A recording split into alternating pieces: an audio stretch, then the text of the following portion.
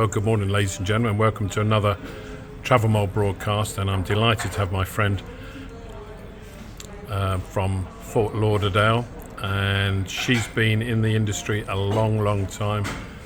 So, Tracy, good morning. Good morning, Graham. Lovely to be here. How are you doing? I am doing well, thank you. Good. As you're probably aware, I've been to Fort Lauderdale many times. It's always attracted me in the sense that it's a very diverse community, it's a very diverse visitation community with lots to do and lots of connectivity. Is that the way you try and market the destination? Absolutely, you nailed it. I can tell you've been. Yes, and then we've actually undergone some new branding over the last year, and we actually are promoting ourselves as Visit Lauderdale, everyone under the sun. And we kind of had this period to kind of look, do an introspective look and looked at our community, and who are we and who we want to attract. And we are a very diverse community, as you mentioned. We have locals from 170 different countries that speak 147 different languages. We are truly a melting pot where throughout the community you'll find all these different cultures, ethnicities.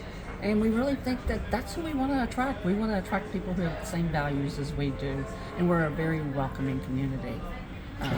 And so we think it's important that we reach out across the pond and bring people from different cultures as well to experience our cultures. And I presume that helps people feel comfortable more or less as soon as they arrive. That no matter what religion, what colour skin, what sexuality, etc., that they feel comfortable in Fort Lauderdale as soon as they arrive. Absolutely. We feel like we're such a welcoming community. It's a come as you are, be who you are. We actually had the second largest LGBTQ community in the U.S. Wilton Mayor's well known, truly around the world as that community. But truly, it's throughout our community. And we actually, Fort Lauderdale is our largest municipality, but I represent the entire county of Broward County, and we are 31 different municipalities. They all have different personalities. We have 8 beach communities. They're all very different as well, but all of them truly are welcoming. Let's briefly go, and I mean briefly because we could be here for a long time if you gave the complete list, but what's the sort of things that people can enjoy when they get to Lauderdale? What do you have on offer? Oh, goodness. Well, obviously we're probably best known for our beaches, but it's about our water culture. It's everything water. As you may know and you've seen, we have 24 miles of coastline, beautiful golden sandy beaches, and then we have 300 miles of waterways that kind of snake back into the county that are navigable, and you'll see boats on all of that. And then, of course, on the western side of our county is the Everglades. So we're all things water. You can be on it, in it, and under it. We're also known for actually diving and snorkeling.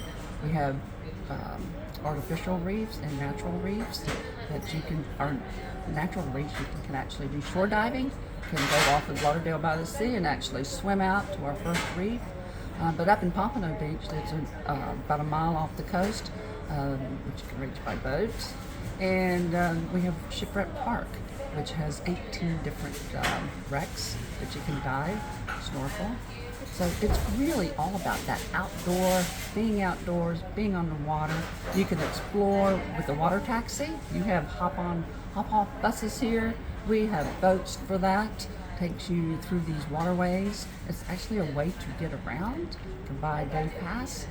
You can be out at the beach and you can take one of our water taxis to downtown to go dining or shopping on Las Olas or Main Little Boulevard through Fort Lauderdale. So you mentioned that, you can couple all of this with, as I've said, I've experienced it, really good and diverse cuisine, restaurants from around the world. Absolutely. The other thing that you benefit from, I think, is just down the road from you got Big Brother City.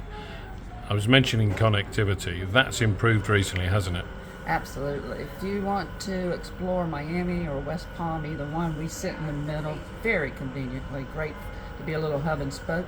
But you can get on the Brightline. Brightline runs between Miami, Fort Lauderdale, and Palm Beach. 35 minutes door to door to either one. Great great service. It's a beautiful train. We love it. It is taking off. And come later this year, late summer, fall, we're going to see it go up to Orlando as well. So we're excited about that, the connectivity that's going to give us. And we know a lot of our Brits love to go and experience theme parks in Central Florida. Then they need a vacation or a holiday from their holiday.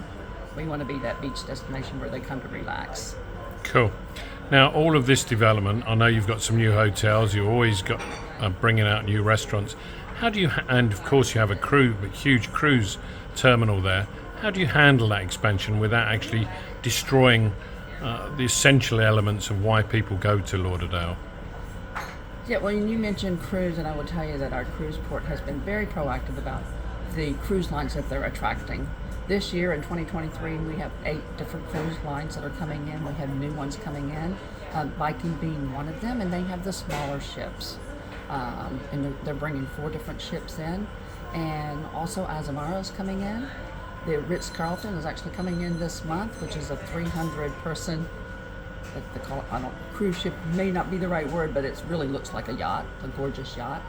And then we've got Disney Cruise Lines coming in as well later this year. But we do think that we're attracting people that are taking these smaller ships. We have large ships as well. That's been more traditional for us, but they go out for longer periods of times. But we think that too. We're really looking at who we attract to the area, that they respect the area as much as we do, because it is all about our environment. I mean, I mentioned the Everglades earlier. The Everglades is a one-of-a-kind ecosystem. It's extremely important to our environment, and we certainly want to keep it in its natural state. So. Good. Well, Tracy, thank you very much for your time. I appreciate it, particularly seeing you here in London. And I'll see you soon. Yeah, thank you, Graham.